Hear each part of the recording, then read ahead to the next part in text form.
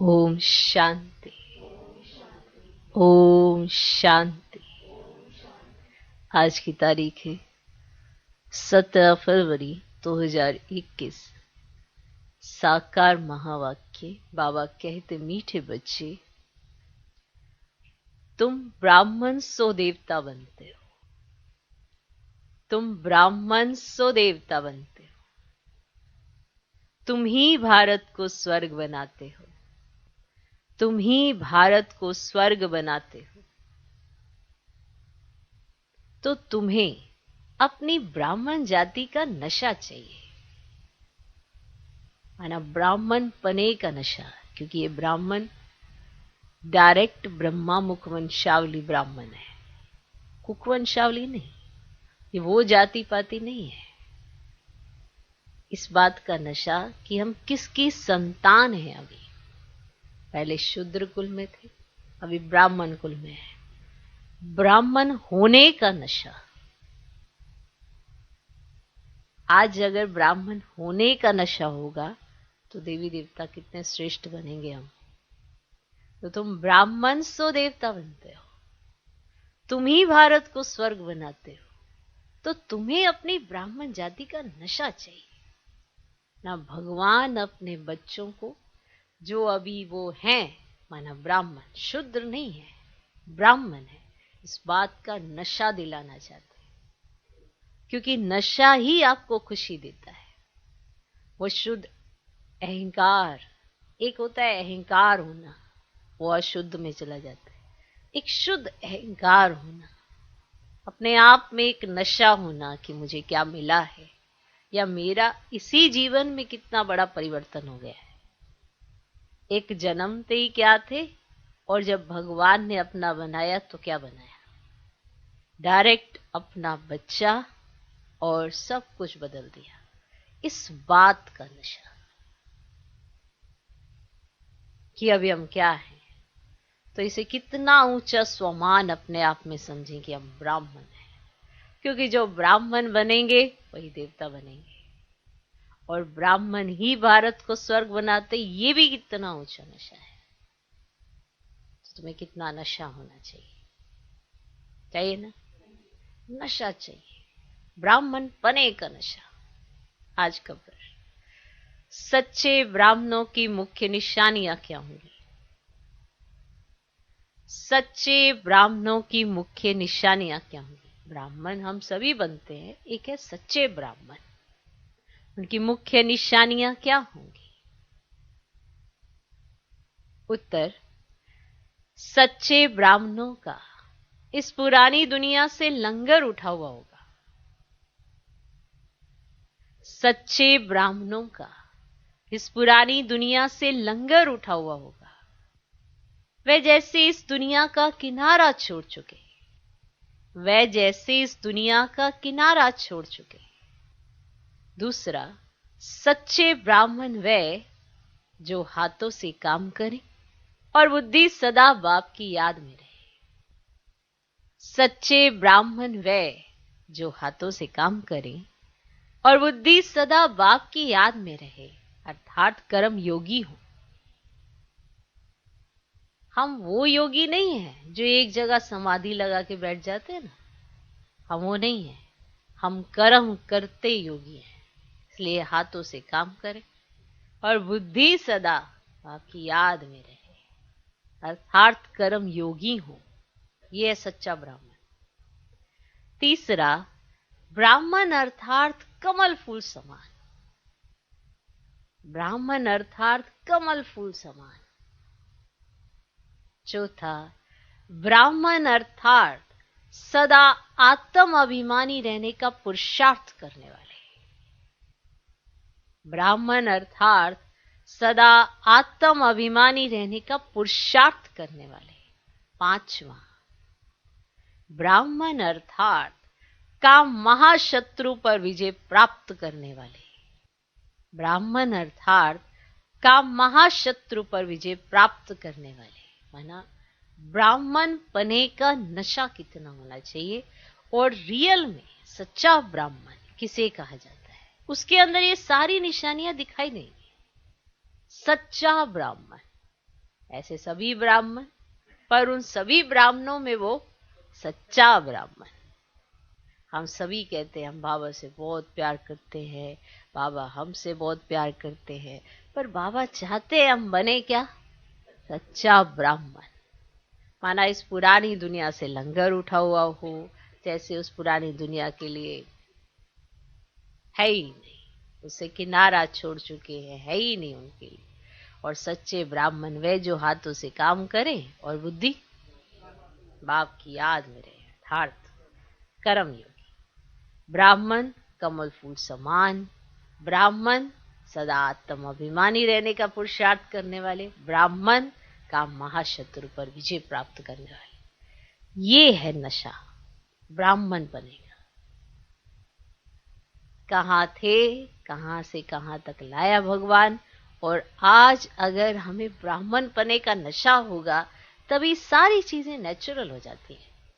नशा होना बहुत जरूरी है कि हम किसके बने हैं, किसने मुझे अपनाया है, कौन मेरे लिए आया है, उसने मुझे क्या क्या दिया है, मेरा जीवन कैसे बदल दिया है। इस बात का नशा जितना होता है उतना खुशी बढ़ती जाती है। कोई भी किसी के लिए भी दुनिया में भी कुछ करता है तो वो बार बार याद करता है तो उसे नशा चढ़ता है। हमें तो कितना दोहराना चाहिए हमें क्या मिल गया है, हमारा तो जीवन ही सुखी हो गया है, कुछ चिंता ही नहीं है। बस एक ही चिंता बाबा ने कही है, रखो क्या? तुम्हें श्रेष्ठ पद पाना है तो श्रेष्ठ कर्म यहां भी करना है और उसके लिए तुम्हें याद की यात्रा करनी है। बस बुद्धि जब देहधारियों में जाने लगे तो तुरंत वहां से लेके आओ, क्योंकि वहां तुम्हारा कोई भला नहीं है। तो ये सब बातें बाबा हमें समझा रहे हैं हमारे भले के लिए। और जब हमें समझ आ जाएगी कि ये सब हमारे भले के लिए ही है तो हम अपना भला अवश्य कर लेंगे। जब ये नहीं समझ आती ना कि ये सब हमारे भले के लिए ही है तो हम कुछ ना कुछ क्वेश्चन मार्क में चले जाते हैं, प्रश्न उठाने लगते हैं। जब हमें समझ आता है ये सब हमारे भले के लिए ही हो रहा है, जितने भी इर्द गिर्द सब कुछ बूंदा हुआ है या नूंदा हुआ है वो सब हमारे भले के लिए, तब देखना आपको कितना नशा चढ़ता अपने जीवन का। ओके, ओम शांति। रूहानी बाप रूहानी बच्चों को समझाते हैं। बच्चे कौन? ये ब्राह्मण।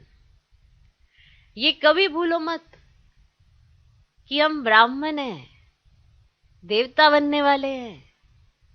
वर्णों को भी याद करना पड़ता है। यहां तुम आपस में सिर्फ ब्राह्मण ही ब्राह्मण हो। ब्राह्मणों को वेद का बाप पढ़ाते हैं, ये ब्रह्मा नहीं पढ़ाते हैं, शिव बाबा पढ़ाते हैं ब्रह्मा द्वारा। ब्राह्मणों को ही पढ़ाते हैं।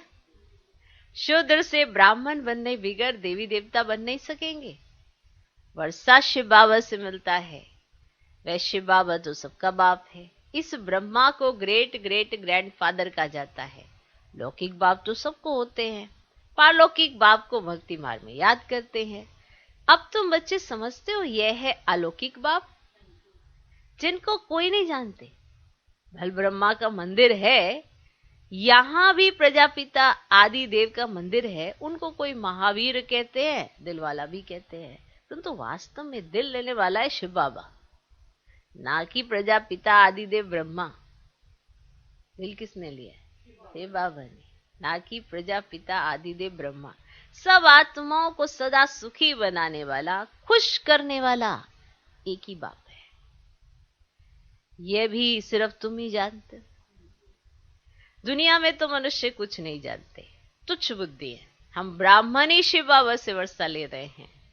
तुम भी ये घड़ी घड़ी भूल जाते हो, तुम भी ये घड़ी घड़ी भूल जाते हो।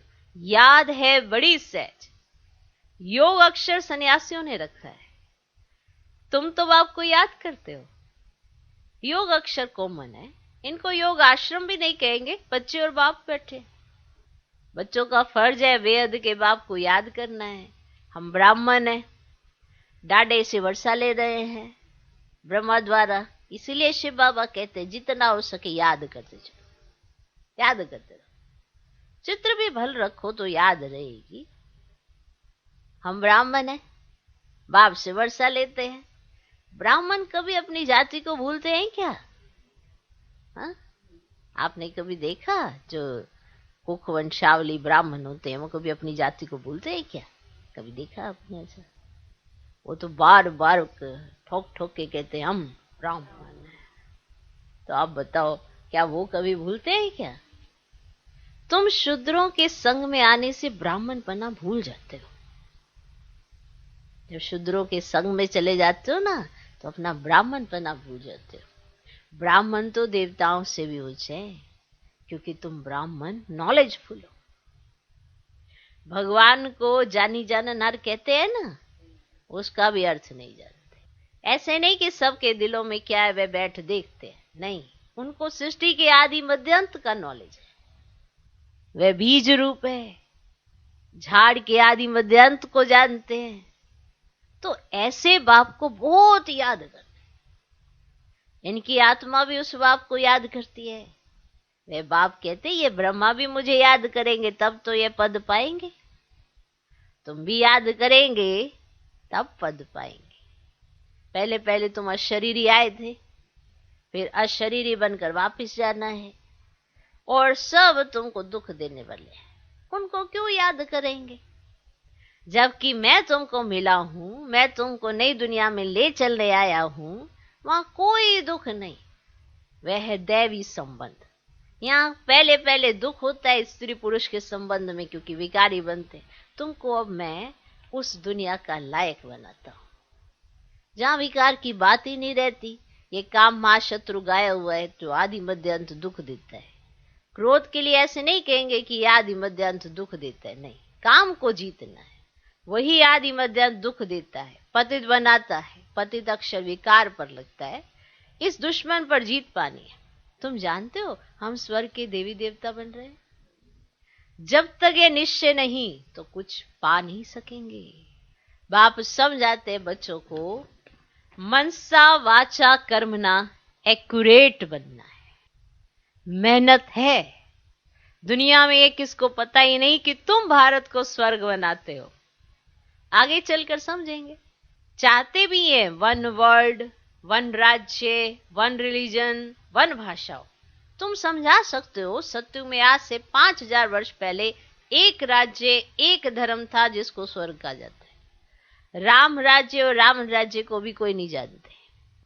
100% तुच्छ बुद्धि से अब तुम स्वच्छ बुद्धि बनते हो, नंबरवार पुरुषार्थ अनुसार। बाप बैठ तुमको पढ़ाते हैं, सिर्फ बाप की मत पर चलो। बाप कहते कि पुरानी दुनिया में रहते कमल फूल समान पवित्र रहो, मुझे याद करते रहो। क्या करो? याद करते रहो। बाप आत्माओं को समझाते हैं। मैं आत्माओं को ही पढ़ाने आया हूं इन ऑर्गेन्स द्वारा। तुम आत्माएं भी ऑर्गेन्स द्वारा सुनती हो। आत्माओं को आत्म अभिमानी बनना है। यह तो पुराना छी शरीर है। तुम ब्राह्मण पूजा के लायक नहीं हो, तुम गायन लायक हो, पूजने लायक देवताएं। तुम श्रीमत पर विश्व को पवित्र स्वर्ग बनाते हो, इसलिए तुम्हारा गायन है। देखो, गायन और पूजन दोनों का कंट्रास्ट समझ में आना चाहिए। तुम्हारी पूजा नहीं हो सकती। गायन सिर्फ तुम ब्राह्मणों का है, ना कि देवताओं का। गायन तुम्हारा है। बाप तुमको ही शूद्र से ब्राह्मण बनाते हैं। जगत अम्बा व ब्रह्मा आदि के मंदिर बनाते हैं, परंतु उनको ये पता ही नहीं है कि ये कौन है। जगत पिता तो ब्रह्मा हुआ ना, उनको देवता नहीं कहेंगे। देवताओं की आत्मा और शरीर दोनों पवित्र हैं। अब तुम्हारी आत्मा पवित्र होती जाती है, शरीर पवित्र नहीं है, पवित्र शरीर नहीं है। अब तुम ईश्वर की मत पर भारत को स्वर्ग बना रहे हो। तुम भी स्वर्ग के लायक बन रहे हो। सब तो प्रधान जरूर बनना है। सिर्फ तुम ब्राह्मण ही हो जिनको बाप बैठ पढ़ाते हैं। अब ब्राह्मणों का झाड़ वृद्धि को पाता रहेगा। ब्राह्मण जो पक्के बन जाएंगे वह फिर जाकर देवता बने। यह नया झाड़ है। माया के तूफान भी लगते हैं, सत्युग में कोई तूफान नहीं लगता। यहाँ माया बाबा की याद में रहने नहीं देती। हम चाहते हैं कि बाबा की याद में रहे। तमो से सतो प्रधान बने, सारा मदार है याद पर। भारत का प्राचीन योग मशहूर है। अब विलायत वाले भी चाहते प्राचीन योग को या कर सिखलाए। अब योग भी दो प्रकार के हैं, एक है हठ योगी, दूसरे राजयोगी, और तुम हो राजयोगी। ये भारत का प्राचीन राजयोग है जो बाप ही सिखलाते हैं। सिर्फ गीता में मेरे बदले कृष्ण का नाम डालती है। कितना फर्क हो गया है। अब शिव जयंती होती है तो तुम्हारी बैकुंठ की भी जयंती होती है। अब जिसमें श्री कृष्ण का राज्य है, तुम जानते हो शिव बाबा की जयंती है तो गीता की भी जयंती है, बैकुंठ की भी जयंती होती है, जिसमें तुम पवित्र बन जाएंगे। कल पहले माफिक स्थापना करते हैं। अब बाप कहते मुझे याद करो। याद ना करने से माया कुछ ना कुछ विक्रम करा देती है। याद नहीं किया और लगी चमाट। याद में रहने से चमाट नहीं खाएंगे। ये बॉक्सिंग होती है। तुम जानते हो हमारा दुश्मन कोई मनुष्य नहीं है, रावण है दुश्मन। कौन है? रावण है दुश्मन। बाप कहते इस समय की शादी बर्बादी है। इस समय जिसकी भी शादी बर्बादी है। एक दो की बर्बादी करते हैं, माना पतित बना देते हैं।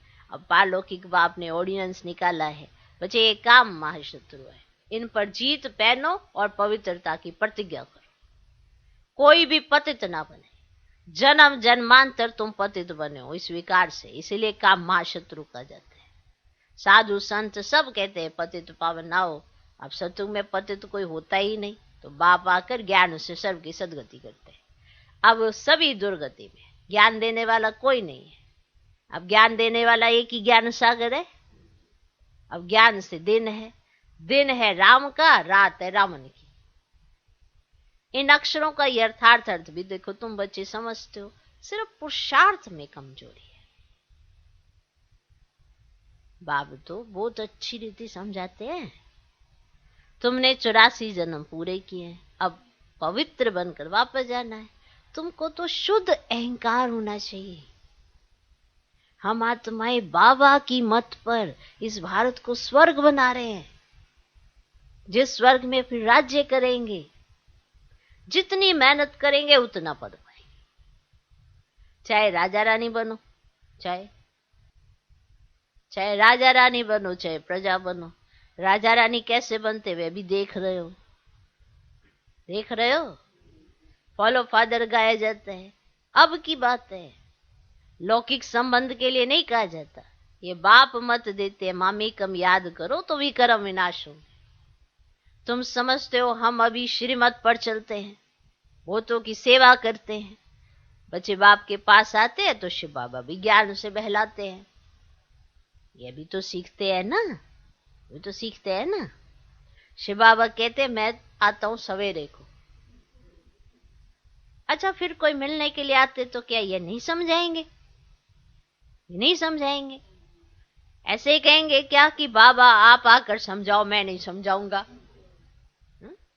ये बड़ी गुप्तगू ये बातें है ना। मैं तो सबसे अच्छा समझा सकता हूँ। तुम ऐसे क्यों समझते हो कि शिव बाबा ही समझाते? ये नहीं समझाते होंगे। ये भी जानते हो कल्प पहले इसने समझाया है, तब तो ये पद पाया है। ऐसे थोड़े ही कि सिर्फ शिव बाबा ही समझाएंगे, ये भी तो समझाएंगे ना। अब जैसे आप समझाते हो तो आप भी तो समझाते हो ना, कैसे बाबा को याद करना है, क्या करना है, कैसे पुरुषार्थ करना है, दूसरों को समझाते हो ना, तो आप पोजीशन पाते हो। तो ये नहीं समझाएंगे क्या? ये भी तो समझाते हैं ना, तभी तो इतना ऊंच पद पाते हैं। मम्मा भी समझाती थी ना, वे भी ऊंच पद पाती है। मम्मा बाबा को सूक्ष्म वतन में देखते हैं तो बच्चों को फॉलो फादर करना है। सरेंडर होते भी गरीब है, साहूकार हो ना सके। गरीब ही कहते हैं बाबा ये सब कुछ आपका है। शिव बाबा तो दाता है, वे कभी लेता नहीं है। बच्चों को कहते हैं ये सब कुछ तुम्हारा है। मैं अपने लिए महल ना यहां ना वहां बनाता हूं, तुमको स्वर्ग का मालिक बनाता हूं। अब इन ज्ञान रत्नों से झोली भरनी है। मंदिर में जाकर कहते हैं ना मेरी झोली भरो, परंतु किस प्रकार की, किस चीज की झोली भर दो, है ना। झोली भरने वाली तो लक्ष्मी है ना, जो पैसे देती है। अब शिव के पास तो जाते नहीं, शंकर के पास जाकर कहते हैं, समझते हैं शिव और शंकर एक है, परंतु ऐसे थोड़ी ही है। बाप आकर सत्य बात बताते हैं, बाप है ही दुख हरता सुख करता। तुम बच्चों को गृहस्थ व्यवहार में भी रहना है, धंधा भी करना है, हर एक अपने लिए राय पूछते हैं। बाबा हमको इस बात में झूठ बोलना पड़ता है। बाप हरेक की नब्ज देख राय देते हैं ना, क्योंकि बाप समझते मैं कहूं और कर ना सके ऐसी राय क्यों दूं, है ना, बोझा चढ़ जाएगा ना।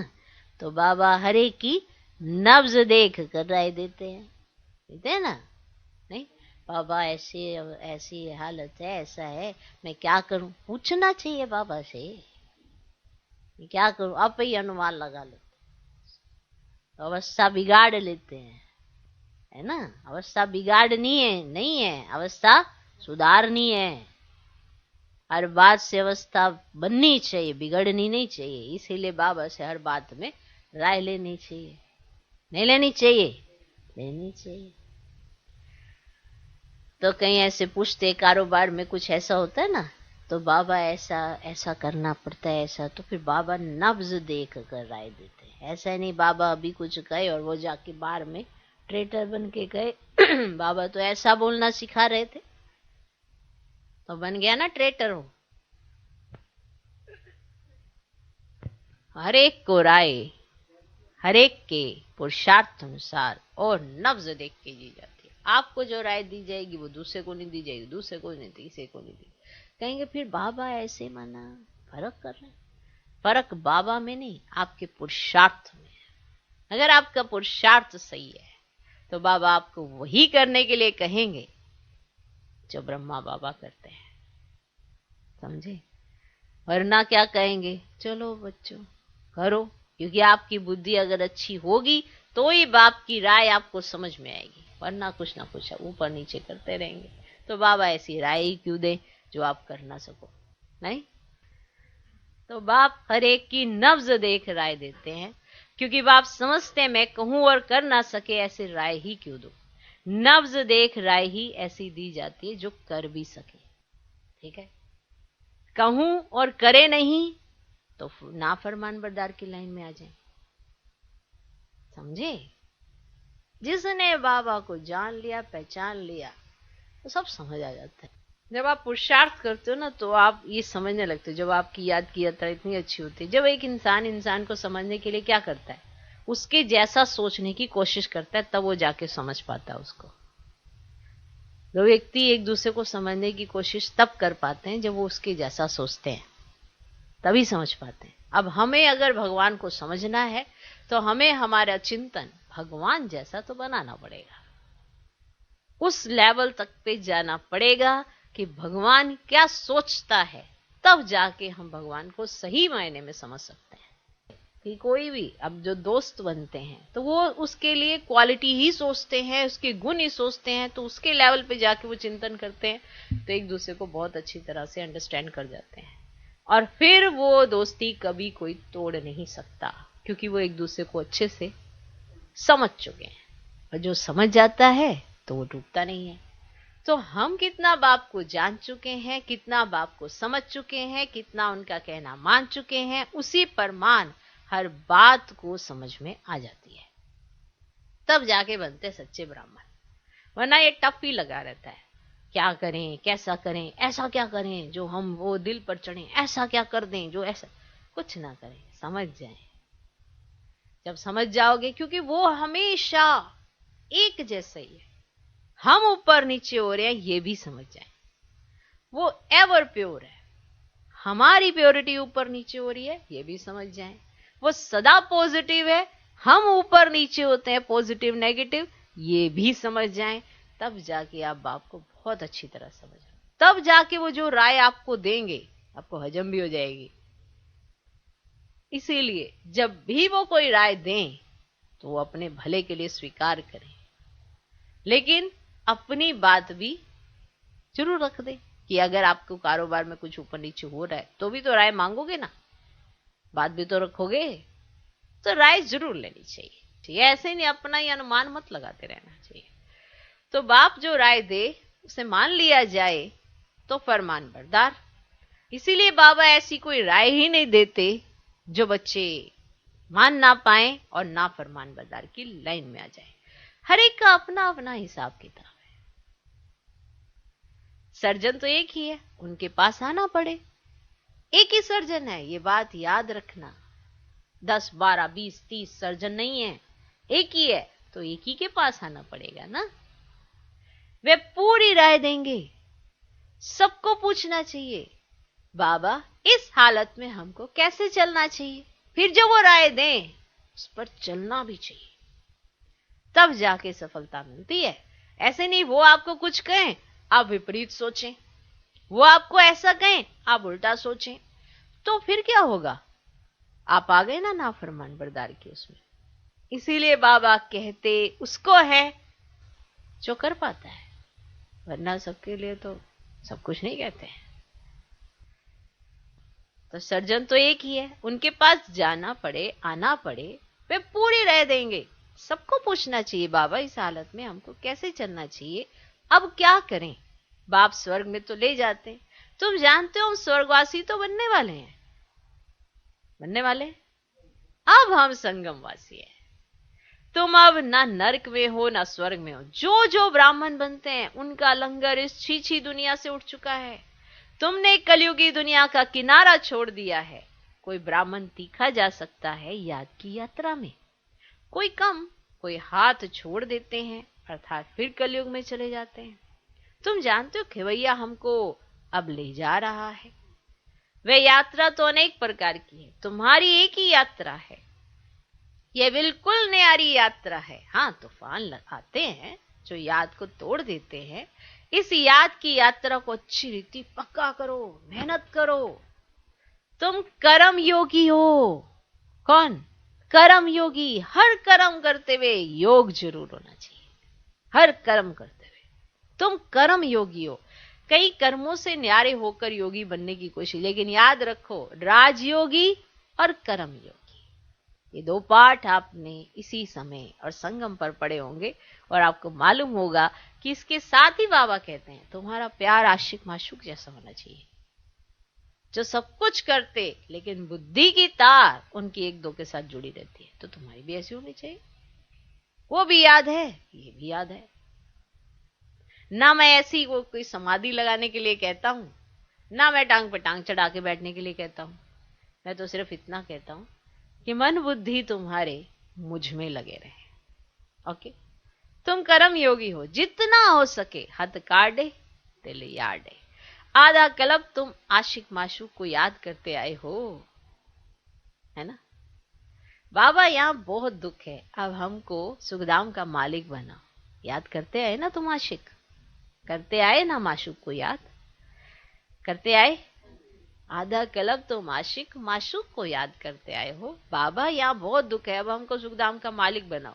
याद की यात्रा में रहेंगे तो तुम्हारे पाप खल्लास हो जाएंगे। तुमने ही स्वर्ग का वर्षा पाया था, अब गवाया है।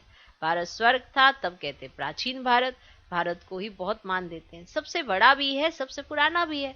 अब तो भारत कितना गरीब है, इसलिए सब उनको मदद करते हैं। वो लोग समझते हैं हमारे पास बहुत अनाज हो जाएगा, कहां से मंगाना नहीं पड़ेगा, परंतु ये तो तुम जानते हो विनाश सामने खड़ा है।